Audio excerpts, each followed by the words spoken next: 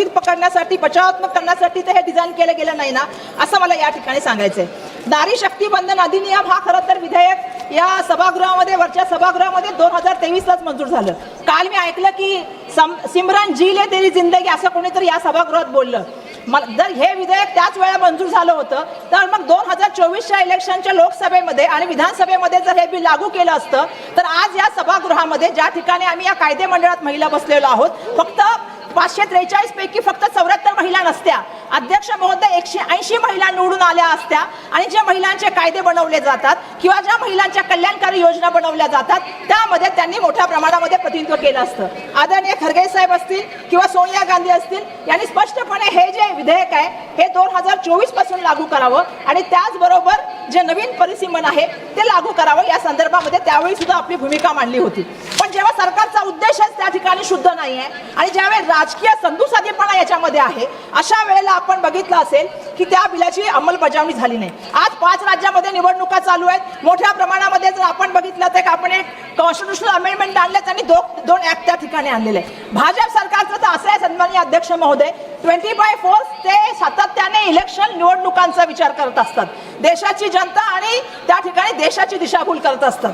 मला या ठिकाणी सांगायचं की महिला आरक्षण दाखवून तुम्ही डिलिमिटेशनचा अजेंडा तर चालवत नाही आहात ना, आणि या माध्यमातून एक अन्यायकारक आणि अपारदर्शक त्या ठिकाणची जी परिसीमन तुम्ही करण्याचं काम करत आहात त्याला आमचा विरोध आहे. हा संविधानावरचा हल्ला आहे, त्याला आमचा विरोध आहे. आणि म्हणून मला या ठिकाणी सांगायचंय, मी काल भाषणं खूप लोकांची ऐकली आणि त्यामध्ये सांगण्याचं, काही लोकांना इतिहास पण वाचला पाहिजे, इतिहास शिकला पाहिजे, काहींचा इतिहास थोडा कमजोर असू शकतो, पण मला सांगायला पाहिजे 2014 पूर्वी म्हणजे भारतीय जनता पार्टीचं सरकार येण्यापूर्वी सुद्धा 17 राज्यामध्ये 50% स्थानिक स्वराज्य संस्थांमध्ये महिला त्या ठिकाणी कार्यरत झाल्या होत्या. 2014च्या नंतर 6 राज्यामध्ये फक्त 50% महिला ज्या आहेत त्यांना स्थानिक स्वराज्य संस्थांमध्ये त्या ठिकाणी जागा मिळालेली आहे. मला अध्यक्ष महोदय 2 मिनिटं बोलून घ्या. अध्यक्ष महोदय, जर भारतीय राष्ट्रीय काँग्रेसचा थोडा इतिहास बघितला असता तर त्यांना कळलं असतं की भारतीय राष्ट्रीय काँग्रेसच्या जवळपास 5 महिला अध्यक्ष झाल्या.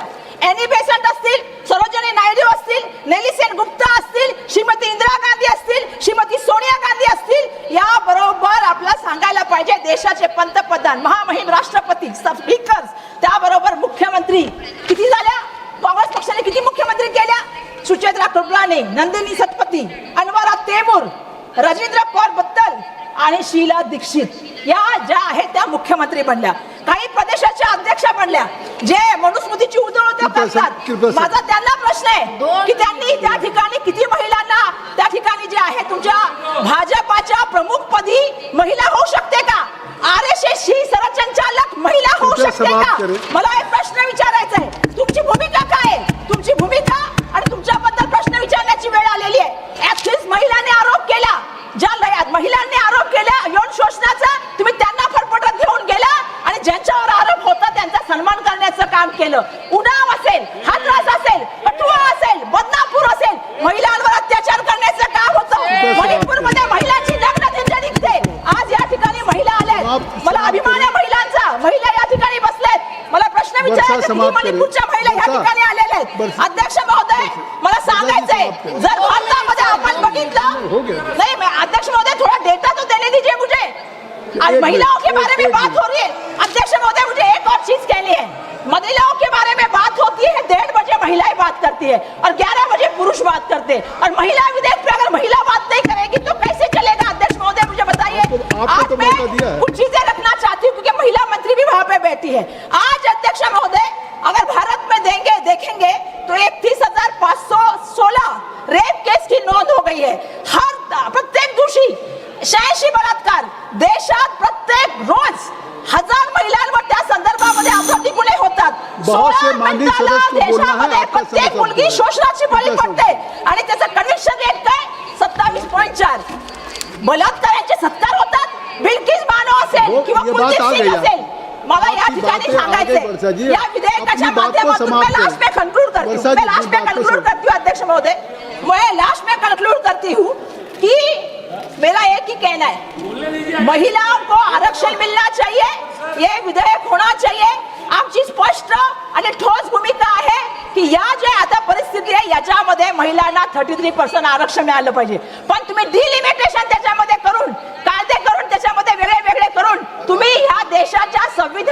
22वा कलम ज्याच्यामध्ये जनगणना होणं याच्यावर 1972 मध्ये चर्चा झाली, 1973 मध्ये धन्यवाद. चर्चा झाली, 2002 ला चर्चा झाली, त्यानुसार करणं धन्यवाद. आवश्यक आहे. अध्यक्ष महोदय, तुम्ही संविधानावर हल्ला होऊ दिला नाही. श्रीमती रुची बिराजी. धन्यवाद.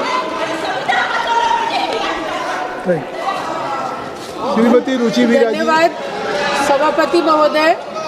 मैं धन्यवाद करना चाहती हूँ अपने राष्ट्रीय अध्यक्ष अखिलेश यादव जी का, जिन्होंने मुझे दुनिया के सबसे बड़े सदन में बोलने का अवसर दिया है। हम महिलाओं के